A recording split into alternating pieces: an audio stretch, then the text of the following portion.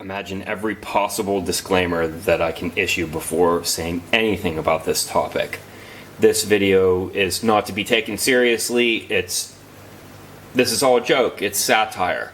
None of this information is in any way applicable. Don't do anything without consulting a professional for everything in your life. So I absorb absolutely no liability or responsibility for what you do with my opinion. Okay, let's move forward. So radon, you just look it up if you don't know what it is. I'm not going to make this sound like an introductory level Wikipedia page. The basic premise is you stick a straw under your slab and suck, and then get it out of the house. This is what I have going so far. It's going to go up the block and out through the rim joist. Why I have these two 45-degree angles here is to get it against the wall, because you want to get around the footer. This is the footer. This is what I'm lucky enough to have under my slab, which means that I should be able to draw a significant amount of air out through this. If this slab were poured directly on dirt, then you might have a bigger problem. I'm going to remove some of this though, because this is just 2B or whatever they use, and it makes a good packable surface for whenever you pour concrete, but it doesn't draw as well. And so I have some round river rock stuff that I just washed out, and this will allow air and water to pass through it much more easily. So all I did to get this hole was use the demo hammer, and I made it, you know, so there's enough room for me to dig that old gravel out around the pipe. At this point, I've dug down to the bottom of the footer, which is about 14 inches from the top of the concrete. You can see the bottom of the footer there. This is the top of the footer. The concrete is about 4 inches from the footer, and away from it, it's about 6 inches thick, give or take. This will be my vertical pipe. The measurements are as follows: 1.75 inches for the fitting, an additional 2 inches above the concrete in case I ever have to cut and reattach, and from the concrete down, it's 6 inches for the thickness of the concrete. The mesh is approximately another 6 inches. The mesh will keep the gravel from clogging up the radon fan and reducing the amount of intake. At this point, I'll install this vertical piece and bury the entire cage up to where the pipe begins with gravel. I put just enough of the round gravel in so that I could tamp it up and rest the screen and the vertical pipe on it. The line that I drew lines up with the concrete floor. So now that that's reasonably close, I can take my measurement for that pipe. This round replacement gravel was chosen for its ability to breathe better than normal crushed limestone would do. Because of its lack of edges, it lets liquid and air move through it more readily. My suggestion in this case on the bottom is to use pea gravel if possible. I picked out the smaller ones and threw them in there just so that the pipe would settle in a little bit easier.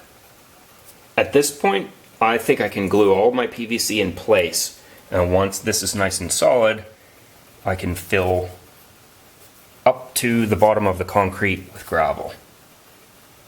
This cage is made out of 1/4 inch mesh. It's about 6 inches long, and to make a strong seam, I bent its teeth around on each side. And now if you look really closely, On this side, some of the tabs I snipped with diagonals, like so, and then folded them in, and it makes a stop. I did that 4 cells in to make it exactly an inch.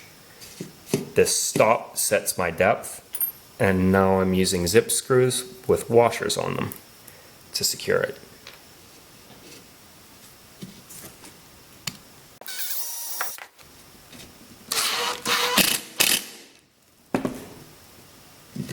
I bent over 6 of those little tabs, and I'm using 4 of the zip screws, which is a little bit of an overkill, but I don't want this to fail while I'm trying to pour concrete. Another application of what I'm doing here could be as a squirrel bird guard at the top of the radon pipe where it exhausts. At this point, all of my PVC has been cemented and I have it stable, and I've started to fill stones around the cage.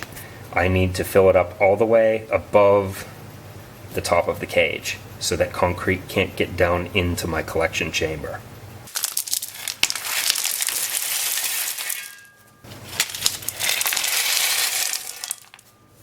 I tamped it gently with a 2x4 to get it flat. Not hard enough to collapse the cage, I just wanted to settle it down a little bit.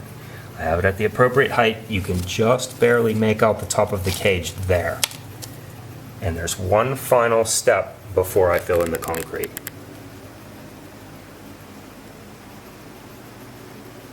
This is just some regular old plastic and a scrap piece of PVC.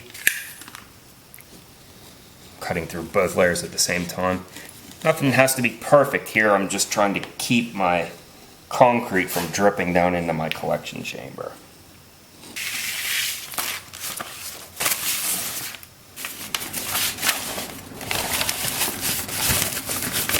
Alright, that was a pain, but I have it nice. I used some clear tape to patch some seams and to put a little piece underneath to make a nicer job.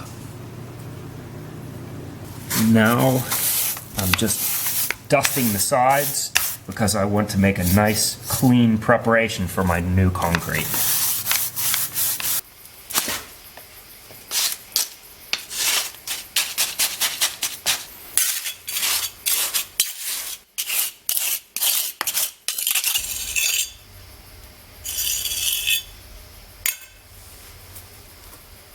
This system is a double tap system because it has a pipe here, and on the other end of the house it has another pipe. Both pipes meet here and exit the house through the rim joist. Why did I use the rim joist? Because it's the easiest way out of the house, and typically the siding starts right here where the block ends. Why did I position this way? Condensation. I did consider turbulence and flow, but vacuum pressure is not the fastest moving airflow. I was more concerned with the water that condenses inside of the pipe dripping down and not clogging up. Speaking of which, this pipe has fall on it. There's something like 2.5 inches here in this space, but in the exact center of this pipe, if you can make it out, it's closer to about 1 inch away from the floor joists.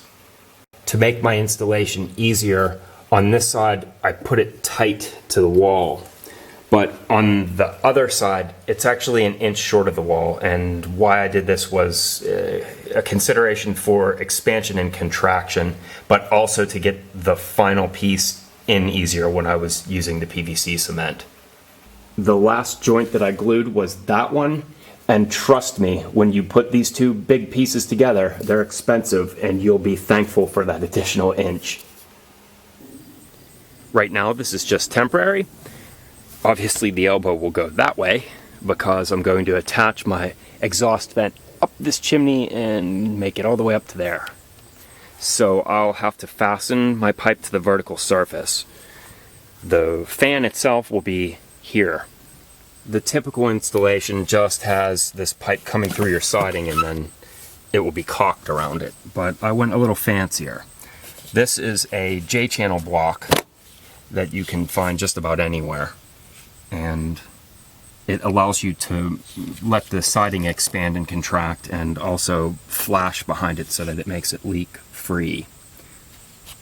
It just snaps into place. In order to fit your wiring nut on there, to also fit your electrical, you might have to grind the two of the teeth off of that nut. That was the case for me. I will caulk in there eventually, and this will be glued into place. It is cut to fit. A 90-degree elbow, the fan will sit atop it, and then there will be two 45-degree angles on the vertical pipe that twist around until it's in the right position. I'll explain a little bit better later. And again with the fall, there is at least a 1/4 inch of fall on this little pipe. Attaching a PVC pipe to a vertical surface. I thought of a number of different ways to do this. Chief among them at first was to just use a hose clamp, screw it to the wall, and then slide your pipe into it and tighten it. That's easy, rather cheap, and these are readily available in stainless steel. However, eventually I decided on this. This is 1-inch aluminum bar stock, and this is a 16-inch piece of cardboard. I want to make something like this.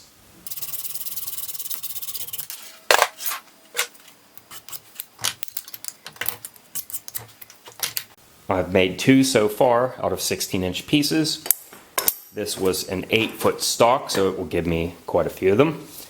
And it's a bit of an art to do this. Try to get it close, but you don't have to get it perfect. At first, I marked the center and just bent it around.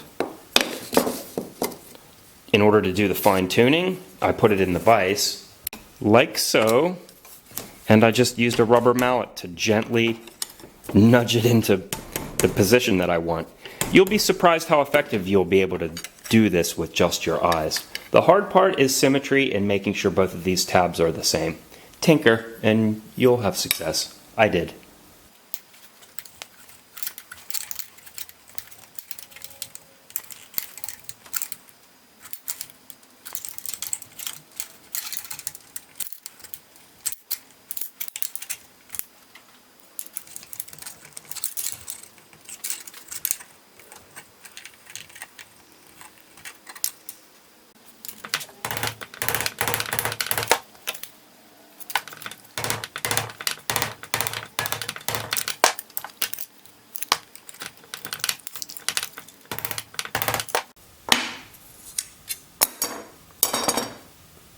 Next, I want to bend these tabs in like this. Now I have the pipe flush on the end of this piece of plywood right now, but I don't want my tabs to be exactly that. I would prefer that they stop short, and that way, as I screw this to the wall, it will draw the pipe in tight. This is going to take some practice. The mark represents where the wall will be, and I don't want to make my bend too tight or else it will weaken. So I want to start the bend earlier.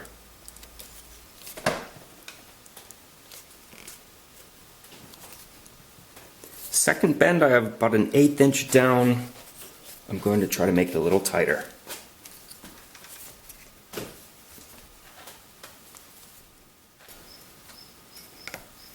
That's not bad. The important thing is that when this is screwed down, the pipe will get really tight, which it does.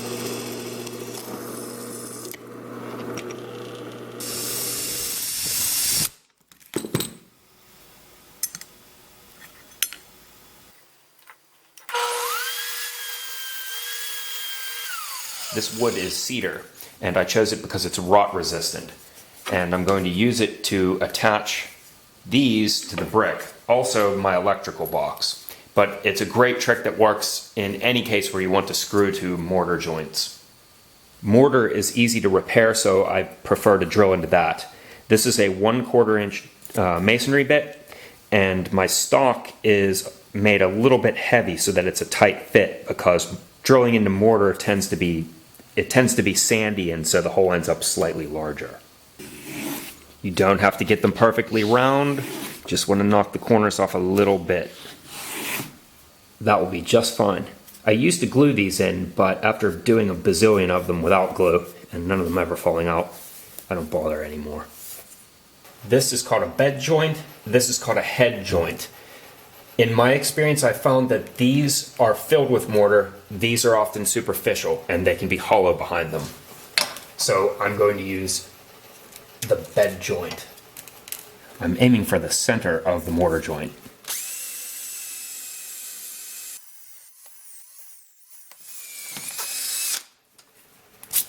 A little bit of knife work makes the plug go in easier.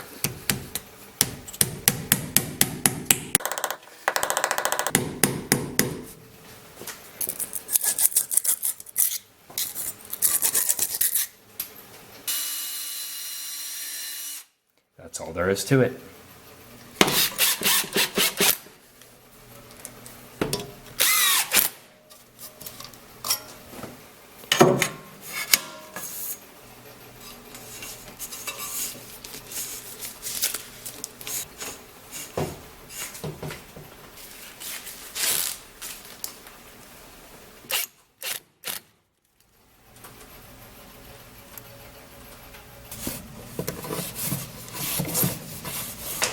I used silicone to seal around the pipe on both the inside and the out.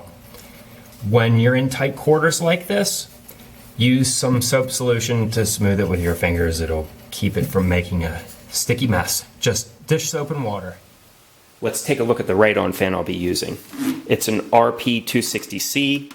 I'm not necessarily recommending this brand or this model. I bought it as a bit of an impulse because last house I used a 145 and it started making a noise. But the 145 is the more popular model, and you may want to strongly consider it because with this one you have to buy these special adapters and it costs an extra $40.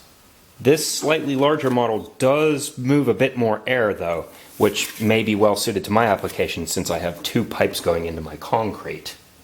But that also means that this will have a slightly higher energy cost. I've already put a fitting in place for a waterproof electrical connection. Of course, this is not included, but it's pretty cool.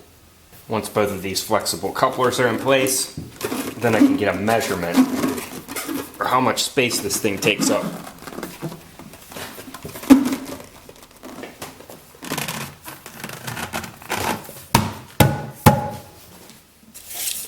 The entire assembly averages about 14 1/4, but from each end we want our pipe to stick down inside 2 inches, so it leaves a 10-inch hole in between your PVC pipes.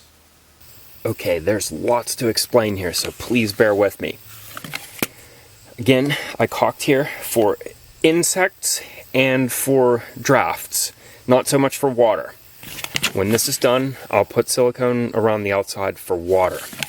When you're pressing this thing into place and there's silicone behind there, spray some soap solution on this and it will act as kind of like a mold release so that it doesn't end up permanently on there before you're ready. This piece was cemented in last night and I want to install my fan here, but I want to run the pipe up the chimney. So this 90-degree angle was just placed on here long enough so that I could level this one and then mark the little tick mark on the side of the 90-degree angle here, so that when I glue this elbow in place to this one, I can quickly find my mark and I know that it'll be correct. This will only be a short piece here, this pipe, because the fan will be there, but not yet. So my placeholder pipe, which will later be removed, and that's where the fan will be, is nice and level and in place, and it enabled me to rotate my 45 elbows around to find the spot that they'll go. And if we follow the mortar joints up, it looks like it's going to land exactly where I want it to, so it misses the overhang. Now, how am I going to support my fan? There's a cradle in there that holds it, and this is really secure, but I also want to hang it from here. So what I'll do is I'll start with a coupler. Since the coupler is more pronounced than the pipe, it can't slide down. It will support it nicely. And it looks like here I've exposed the design flaw in my clamps. They don't account for the thickness of any fittings or couplers, but they'll still work fine. But you might want to reconsider that if you're doing this. 220.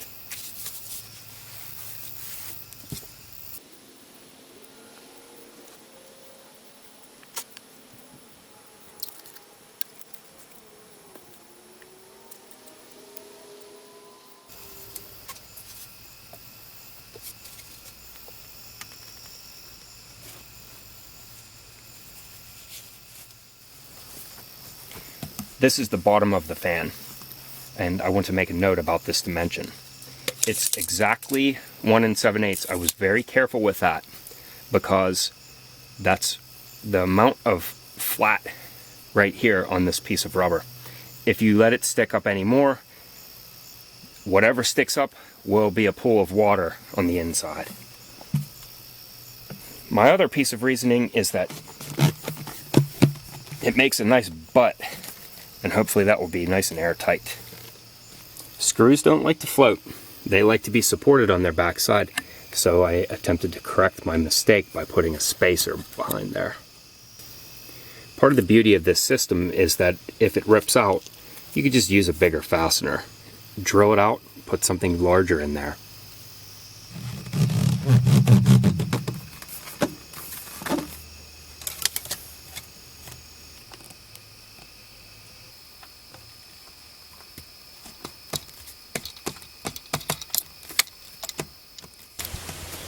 This will be the bird and squirrel guard for the top. I'm just going to temporarily stick it in that coupler, and I'll keep moving it up as I go. That way I don't end up dropping anything inside. Not the prettiest thing, but I guess this is function over form, right? The electrical work is pretty simple in this case. It's just a black, white, and green, but we're going to skip over the details of that because it's not really the subject of this video. Caulking is also not the subject of this video, but that will be perfect when it's done.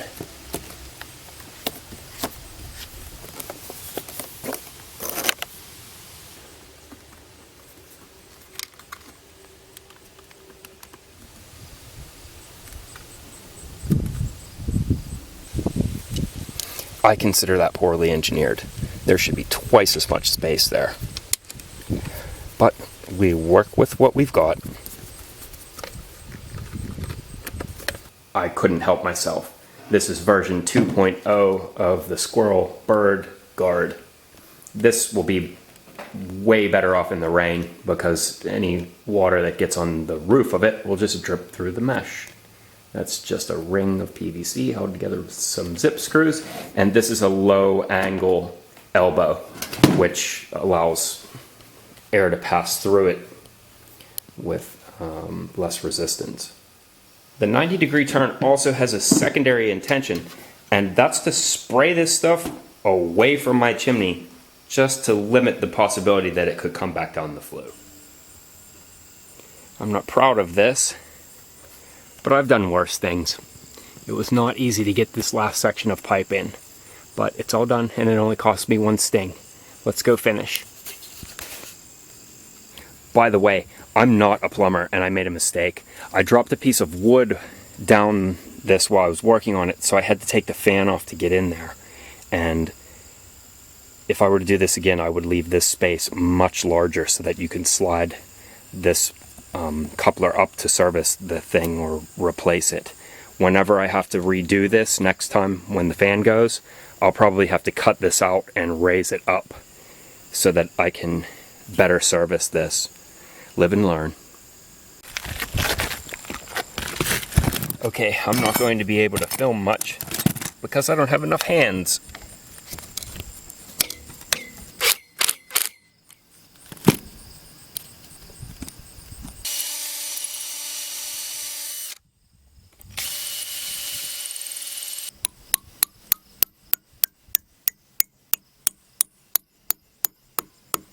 this goes there as soon as the angry wasps go on break.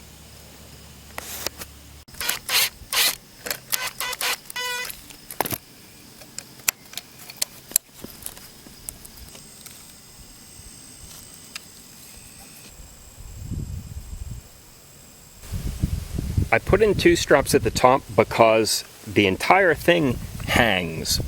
The original plan was to hold it in place by squeezing the pipe itself, but I just like this system much better.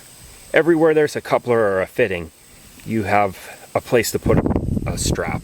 It makes the measuring a little bit more nitpicky, but in the end, I think it's a better system. I am glad to have this done. It's time to flip the switch.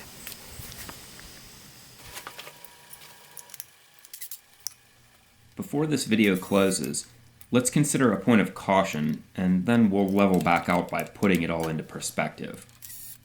First, radon is real. It kills people. Take it seriously. Test your house. Further, an online video like this one is no substitute for looking at credible information and then making an informed decision. Check the description for some links to some legitimate research and some professional install procedures.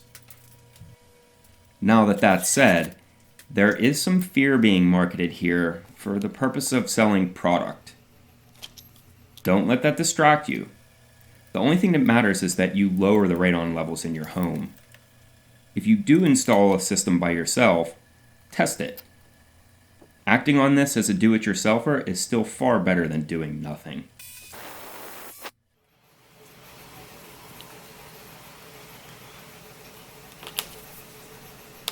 The blue gauge is just to tell us that there's a vacuum pressure. As long as it's reading a non-zero value, the system is functioning at least somewhat. Think of sipping a juice box. It's easy to take a drink, but when it's empty, you can suck until your face turns red. This would produce a high difference between the pressures, but you'd still be getting nothing out of it. My point is that a high reading is not necessarily a good thing. But a low reading could also mean that we're losing suction somewhere, like from a crack.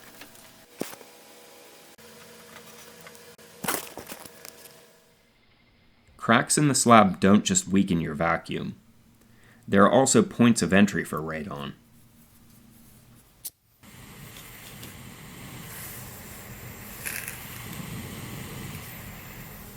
But sealing them isn't too bad. I'm just using a self-leveling product that really seeps down into the cracks. I also do my best to seal up any holes in the block, especially where it's below grade.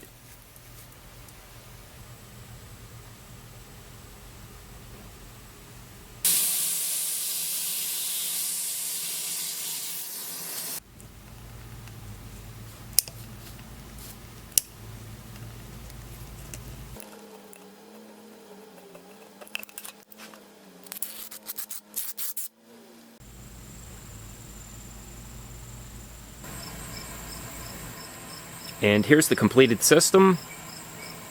How loud is it? Well, we're about 3 feet away from it right now. And it's not quite as loud as the crickets that are behind me. So it's not bad. And hopefully it will stay this way. And we'll just have to see. Well, thank you for joining me.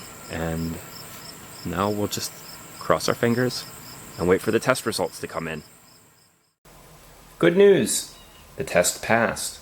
And good thing too, because I would have been a little bit hesitant to post this video if it had not passed. There's the fan right there if you can make it out, and as you can hear, it's not too bad at all. It, in fact, is way less invasive than I had expected it to be. So anyway, the test, it works like this. Inside of one of these test kits, you'll get a little sealed packet of charcoal. And when you take the charcoal out of the plastic, it starts the test. After 48 hours, they recommend you send the packet in through the mail. Make sure that the test that you buy doesn't have an additional lab fee, because you shouldn't spend more than about $20 on one of these tests. Right now, the current opinion has this, what's an acceptable level at under 4, and I scored 1.6, which is, according to this, lower than the detector's lower limit of detection, so I am totally in the clear for now. If you do test high, relax, you will be okay, because now you know about it and you can correct the problem. Also keep in mind that these tests are not perfect, there's going to be some error involved with them. When I first took my test, I was over 10 times above the actionable limit, which scared us. But, well, first of all, the test that I had used had been sitting in the house for 6 months before we even took the test. So it may have been an anomaly that threw off the average. But nevertheless, it tested high and I wanted to fix the problem. That's also the reason that I used a double dip system. In other words, the fan taps into under the cement in 2 places. There were 2 reasons that I used that double dip system. Reason number 1 was because the reading was so high. Reason number 2 is that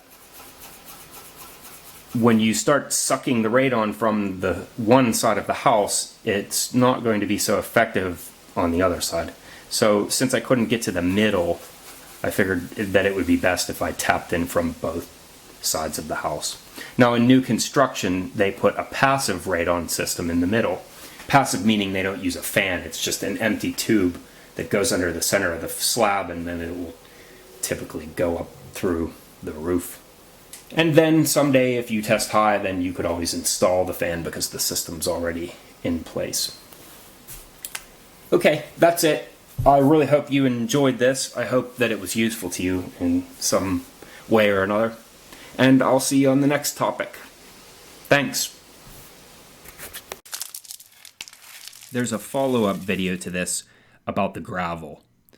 Some of you might be wondering if the gravel slows the amount of suction or just impedes the fan from working efficiently. And so I address this mathematically, and I hope you'll be convinced by my argument. So try watching that if you're interested.